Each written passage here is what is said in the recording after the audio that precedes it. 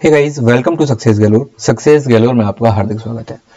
So guys, आज day 1 है और आज ही से जो मैंने आपको बताया था कि हम 500 पजल सीरीज स्टार्ट करेंगे, तो आज उसका डे 1 है और इसमें हम पढ़ेंगे पजल्स बिल्कुल बेसिक लेवल से और इसको बिल्कुल एडवांस लेवल तक लेकर जाएंगे। जैसा कि आप जानते हैं कि पजल्स का वेटेज आजकल बैंक एग्जाम्स में बहुत बढ़ता जा रहा है, उसके अलावा एसएससी में भी बहुत अच्छा वेटेज आता है पजल्स का। और अगर मैं बैंक एग्जाम की बात करूं तो इसमें प्रीलिम्स और मेंस दोनों में पजल आते हैं। प्रीलिम्स का जो 35 मार्क्स का पेपर होता है उसमें 20 मार्क्स के तो आजकल पजल्स आने लगे। तो पजल्स को हमें अपना बहुत स्ट्रॉन्ग पॉइंट बनाना है अगर हमें एग्जामिनेशन को क्लियर करना है। तो बिल्कुल बेसिक लेवल से स्टार्ट करते हैं पजल्स और सीटिंग अरेंजमेंट। गाइज, अगर आपने इस चैनल को अभी तक सब्सक्राइब नहीं किया then please subscribe the channel and hit the bell icon. And guys, अगर आपको मेरे हर लेक्चर की पीडीएफ चाहिए then join this Telegram channel. चलिए बिना किसी डिले के शुरू करते हैं। तो सबसे पहले देख लेते हैं कि पजल्स और सीटिंग अरेंजमेंट होते किस प्रकार की हैं। तो जो सीटिंग अरेंजमेंट होती है वो या तो सर्कुलर होंगे या लीनियर होंगे या फिर ट्राइंगुलर हो सकती हैं, रेक्टेंगुलर हो सकती हैं या फिर स्क्वायर हो सकती हैं। ठीक है तो ये होती है सीटिंग अरेंजमेंट। उसके अलावा ये पजल्स हैं। तो सबसे पहले हम सीटिंग अरेंजमेंट खत्म करते हैं, उसके बाद हम पजल्स बनाना स्टार्ट करेंगे। तो सबसे पहले सीटिंग अरेंजमेंट के बेसिक को जान लेते हैं। अब पजल्स बना रहे हैं और सीटिंग अरेंजमेंट अगर हम जानना चाहते हैं तो सबसे पहले हमें नॉर्थ एंड साउथ डायरेक्शन हमें आनी चाहिए। उसके अलावा हमें ईस्ट और वेस्ट भी पता होनी चाहिए। तो जैसा कि मैं आपको डायरेक्शन प्लेन में बता चुका हूं कि नॉर्थ ऊपर की साइड होती है, साउथ नीचे की साइड होती है, ईस्ट इस तरफ होती है और वेस्ट इस तरफ होती है। तो अगर कोई पर्सन नॉर्थ की तरफ फेस कर रहा है तो उसका राइट इस साइड होगा और लेफ्ट इस साइड होगा। अगर कोई ईस्ट की तरफ फेस कर रहा है तो उसका राइट नीचे की साइड होगा और लेफ्ट ऊपर की साइड होगा। अगर कोई साउथ डायरेक्शन में फेस कर रहा है यानी कि नीचे की तरफ फेस कर रहा है तो वेस्ट डायरेक्शन में उसका राइट होगा और ईस्ट डायरेक्शन में उसका लेफ्ट होगा। अगर कोई वेस्ट डायरेक्शन में फेस कर रहा है तो नॉर्थ डायरेक्शन यानी कि ऊपर की तरफ उसका राइट होगा और नीचे की तरफ उसका लेफ्ट होगा, यानी कि साउथ डायरेक्शन में उसका लेफ्ट होगा। अगर आपको डायरेक्शन समझने में प्रॉब्लम होती है देन कोई इशू नहीं है। जो क्वेश्चन बोल रहा है, आप जिस भी डायरेक्शन में क्वेश्चन बोल रहा है आप उसी डायरेक्शन में अपने आप को इमेजिन कीजिए। जिस डायरेक्शन में आपका राइट और आपका लेफ्ट होगा वही क्वेश्चन का लेफ्ट और वही क्वेश्चन का राइट होगा। चलिए, अगर जैसा कि मैं आपको बता चुका हूं कोई सीटिंग लीनियर सीटिंग अरेंजमेंट है और नॉर्थ की तरफ अगर कोई फेस कर रहा है तो राइट इस साइड होगा, लेफ्ट इस साइड होगा। सेम अगर कोई साउथ की तरफ फेस कर रहा है लीनियर अरेंजमेंट में तो लेफ्ट इस साइड होगा और राइट इस साइड होगा। अब लीनियर अरेंजमेंट में या तो कोई सिंगल रो में बैठे होंगे कुछ लोग या फिर वो दो रो में बैठे होंगे, या तो वो एक दूसरे को फेस कर रहे होंगे या वो एक दूसरे को फेस नहीं कर रहे होंगे। अगर वो एक दूसरे को फेस कर रहे हैं तो जो ऊपर वाली रो है वो साउथ डायरेक्शन में फेस करेगी और नीचे वाली रो किस डायरेक्शन में फेस करेगी, नॉर्थ डायरेक्शन में। सेम अगर ऊपर वाली डायरेक्शन वाले लोग जो ऊपर वाली रो वाले लोग जो हैं वो साउथ डायरेक्शन में फेस करेंगे तो लेफ्ट इस साइड होगा, राइट इस साइड होगा। और नीचे वाली रो वाले लोग जब नॉर्थ डायरेक्शन में फेस करेंगे तो राइट इस साइड होगा और लेफ्ट इस साइड होगा। और वो तभी एक दूसरे को फेस कर पाएंगे जब नीचे वाली रो नॉर्थ में होगी और ऊपर वाली रो के जो लोग हैं वो साउथ में फेस कर रहे होंगे। अगर वो एक दूसरे को फेस ही नहीं कर रहे, इट मीन्स ऊपर वाली जो रो है वो नॉर्थ डायरेक्शन में फेस कर रही है और जो नीचे वाली रो है वो कहां फेस कर रही है, साउथ डायरेक्शन में। नॉर्थ जो ऊपर वाली रो है नॉर्थ डायरेक्शन में फेस करेगी तो उसका राइट इस साइड, लेफ्ट इस साइड हो जाएगा। और नीचे वाली रो जो है वो साउथ डायरेक्शन में अगर फेस करेगी तो उसका लेफ्ट इस साइड होगा और राइट इस साइड होगा। अभी और कुछ क्वेश्चंस करेंगे इन पर तो आपको और भी अच्छे तरीके से समझ में आएगा। पहले एक बार जितनी भी सीटिंग अरेंजमेंट है उनके बेसिक्स को देख लेते हैं। अगर कोई सर्कुलर टेबल में बैठे हैं या फिर सर्कल में बैठे हैं, अगर वो इनसाइड फेस कर रहे हैं यानी कि टुवर्ड सेंटर फेस कर रहा है तो उसका राइट इस साइड होगा और लेफ्ट इस साइड होगा। अगर कोई सर्कल के बाहर फेस कर रहा है यानी कि आउटसाइड द सर्कल फेस कर रहा है या फिर आउटसाइड द सेंटर फेस कर रहा है तो उसका लेफ्ट इस साइड होगा और राइट इस साइड होगा। अगर कोई रेक्टेंगल या स्क्वायर में फेस कर रहा है तो अगेन सेम होगा। अगर अंदर की तरफ फेस कर रहा है यानी कि सेंटर की तरफ फेस कर रहा है तो राइट इस साइड होगा, लेफ्ट इस साइड होगा। अगर वो बाहर की तरफ फेस कर रहा है तो लेफ्ट इस साइड होगा और राइट इस साइड होगा। Same goes with triangle, right इस साइड होगा एंड लेफ्ट इस साइड होगा। अगर अंदर की तरफ फेस कर रहे हैं, अगर बाहर की तरफ फेस कर रहे हैं तो लेफ्ट इस साइड होगा एंड राइट इस साइड होगा। अब आपको मैं बता दूं कि एक तरीका है, आप या तो इस तरीके से बना लीजिए कि जो भी पजल दिया है उसको आप उसके फिगर को बनाइए उसके बाद बनाइए, या फिर एक और तरीका है। देखिए, अगर सर्कल है या फिर स्क्वायर है या फिर ट्रायंगल है, अगर आपने इसको कहीं से भी कट किया, किसी भी चीज को किसी भी जगह से कट किया तो वो एक वायर एक लाइन के फॉर्म में, मतलब कोई भी चीज जो शेप है वो एक लाइन के फॉर्म में आ जाएगी। ठीक है, अगर लाइन के फॉर्म में आ गई तो इसका जो ऊपर वाला पार्ट है वो यहाँ आ जाएगा, नीचे वाला पार्ट यहाँ पर आ जाएगा। उसके बाद अगर हम इसको वापस जोड़ देंगे तो वो सर्कल, अगर हमने कट किया तो सर्कल बन जाएगा, स्क्वायर या रेक्टेंगल कट किया तो स्क्वायर बन जाएगा, ट्राइंगल कट किया तो वो ट्राइंगल बन जाएगा। इसको बोलते हैं थ्रेड मेथड। जो ये थ्रेड मेथड है ये बहुत इजी है, बस आपको एक बार सीखना है। अगर आपने सीख लिया तो आप सर्कुलर अरेंजमेंट या फिर कोई भी स्क्वायर या रेक्टेंगुलर अरेंजमेंट या ट्राइंगुलर अरेंजमेंट आप बहुत इजीली बना पाएंगे। तो सबसे जरूरी है आप थ्रेड मेथड को सीखें। आप उसके बाद आप थ्रेड मेथड को सीख लें, उसके बाद आप देखिए आप इस तरीके से बनाते हैं तो आपको ज्यादा टाइम लगेगा और इस तरीके से बनाने में आपको बेहद कम टाइम लगेगा। तो आज मैं आपको थ्रेड मेथड से ही क्वेश्चन बताऊंगा और अगर आपको अच्छे से समझ में आए तो आप प्लीज कमेंट सेक्शन में मुझे जरूर बताइएगा। चलिए कुछ क्वेश्चंस देखते हैं।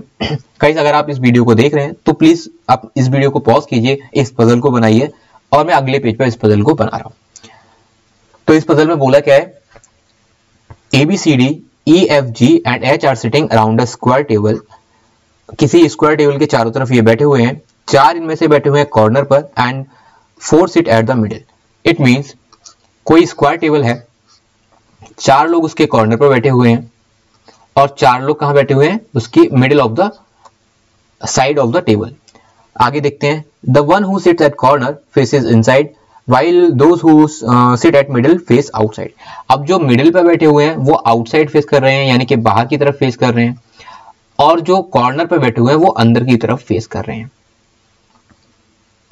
आप एक तरीका है, या तो आप इस तरीके से बनाइए, आपने इस स्क्वायर को किसी भी जगह से कट कर दिया, लाइक आपने यहां से कट कर दिया, ठीक है, तो ये एक वायर की फॉर्म में ले लेगा, यानी कि एक लाइन की फॉर्म में ले लेगा।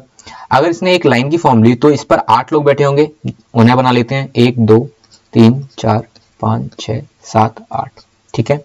अब यहां से पहले कंडीशंस लिखना स्टार्ट कीजिए, उसके बाद अगर कोई ऐसी कंडीशन लगे जिसको हम लिख सकते हैं, इस पर ड्रॉ कर सकते हैं, तो उसे हम बना लेंगे।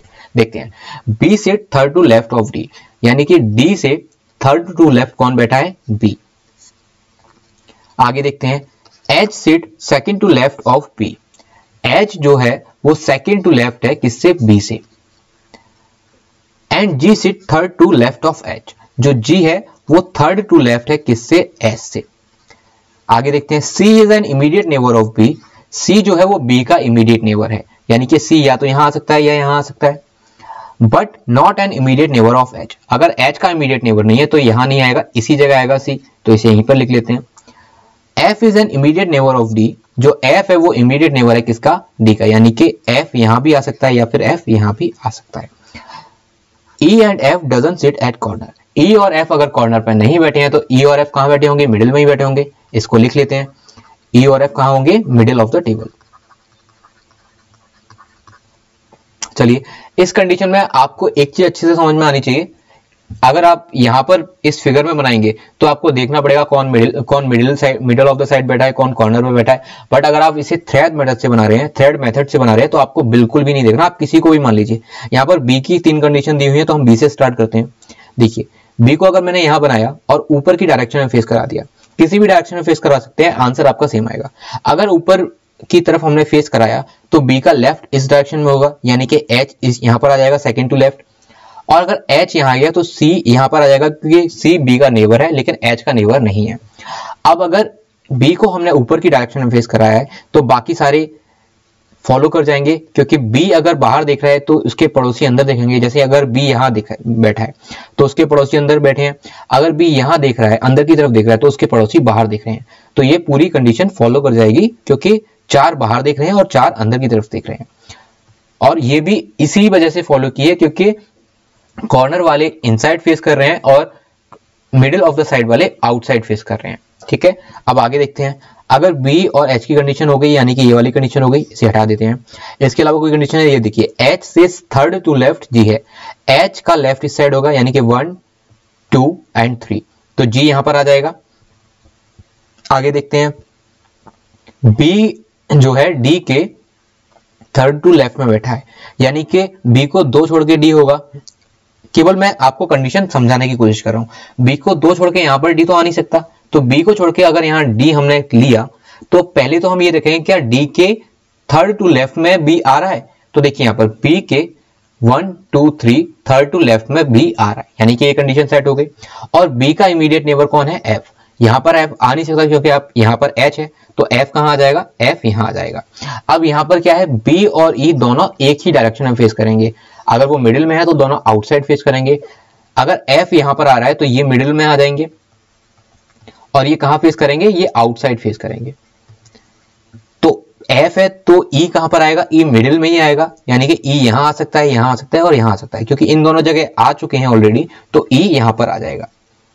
ठीक है, अब बचा क्या, वो आपका यहाँ पर आ जाएगा, A बचा, A यहाँ पर आ जाएगा। तो ये क्वेश्चन सॉल्व हो गया। अब कितने इजीली सॉल्व हुआ आप ये देखिए। अगर ये वाले ऊपर वाली साइड वाले मिडिल में बैठे हुए हैं और आउटसाइड फेस करें, तो जो नीचे बैठे हैं वो इनसाइड फेस करेंगे और वो कहां बैठे होंगे, कॉर्नर पे बैठे होंगे। अब इसको फिगर में भी आपको बना के दिखा देता हूं मैं।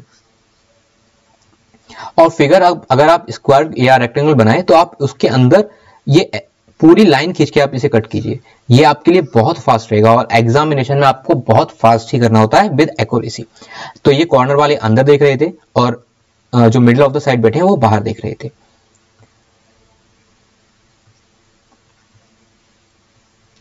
तो आप कहीं से भी स्टार्ट कर दीजिए। मिडिल में कौन बैठा है, मिडिल में F बैठा है, तो F से स्टार्ट कर देते हैं। अगर F यहां पर है तो F के लेफ्ट में G है, यानी कि G यहां पर आना चाहिए। G यहां पर आ गया तो E यहां आ जाएगा, C यहां पर आ जाएगा, B यहां पर आ जाएगा, A H एंड D यहां पर आ जाएगा। चलिए चेक कर लेते हैं। हमने B से स्टार्ट किया था, B से स्टार्ट करते हैं। B के राइट में कौन है, C के बाद E G F, देखिए C E G F, C E G F, उसके बाद है DHA, चेक कर लेते हैं। उसके बाद है DHA। तो क्वेश्चन आपका सॉल्व हो गया। चलिए आगे देखते हैं। अगेन आप वीडियो पॉज कीजिए, इस पजल को बनाइए, अगले पेज में मैं बनाता हूं। 8 people A B C D E F G and H are sitting around a circular table। अब ये सर्कुलर टेबल में बैठे हुए हैं। तो अगेन मैं आपको थ्रेड मेथड से बताता हूँ। 8 लोग हैं, पहले 8 लोग बना लेते हैं। 8 लोग हैं। A and B are facing toward centre. A और B वो हैं इनसाइड देखेंगे, यानी कि फेसिंग टुवर्ड सेंटर देखेंगे, while other 6 are facing away from the centre. यानी कि A और B केवल इनसाइड है, बाकी सारे आउटसाइड दिखेंगे। कंडीशंस देखते हैं। A is sitting second to right of H। A is sitting second to right of H, यानी कि H से second to right में A बैठा है। B sits third to left of A। जो B है वो third to left बैठा है किससे, A से। ठीक है। D sits second to right of G। जो D है वो second to right बैठा है किससे, G से। G is an immediate neighbor of neither B nor A। यानी कि A और B का immediate neighbor G नहीं है, यानी कि G यहां भी नहीं आएगा, यहां पर भी नहीं आएगा, G यहां पर भी नहीं आएगा और यहां पर भी नहीं आएगा। तो देखिए इस कंडीशन से हम शुरू कर सकते हैं, क्योंकि यहां पर हमारे 6 प्लेस फिल हो जाएंगे। देखिए यहां पर भी G नहीं आएगा, यहां पर भी G नहीं आएगा और यहां पर भी G नहीं आएगा, यानी कि 3 6 प्लेस फिल हो गए हैं। चलिए आगे देखते हैं। लेकिन E and F are immediate neighbour of each other. E और F इमीडिएट नेबर है एक दूसरे के और दोनों के दोनों आउटसाइड फेस कर रहे हैं। इसको लिखने की जरूरत नहीं थी, क्योंकि A और B ही केवल इनसाइड फेस कर रहे हैं, बाकी सारे तो आउटसाइड फेस कर रहे हैं। तो E और F इमीडिएट नेबर हैं। ऐसे भी बैठ सकते हैं या फिर ऐसे भी बैठ सकते हैं, F ही। चलिए सबसे पहले ये 6 कंडीशन फिल हो रही हैं। सबसे पहले हम इसको देखते हैं। तो A को हमने ऊपर की डायरेक्शन में अगर फेस करा दिया तो A का लेफ्ट इस डायरेक्शन में होगा। A से थर्ड टू लेफ्ट कौन है, B। तो B का डायरेक्शन भी तो सेम होगा, क्योंकि A और B दोनों इनसाइड देख रहे हैं। चलिए सॉरी, यहां देखिए A और B का दोनों का डायरेक्शन सेम होगा, क्योंकि दोनों इनसाइड फेस कर रहे हैं।